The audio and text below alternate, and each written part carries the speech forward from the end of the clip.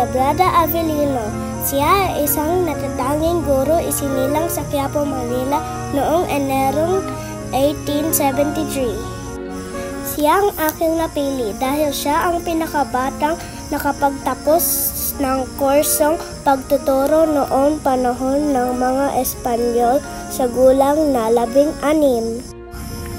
Noong panahon ng mga Amerikano naman siya ang unang Pilipinong punong guro sa pampublikong paaralan para sa mga babae sa Pandacan.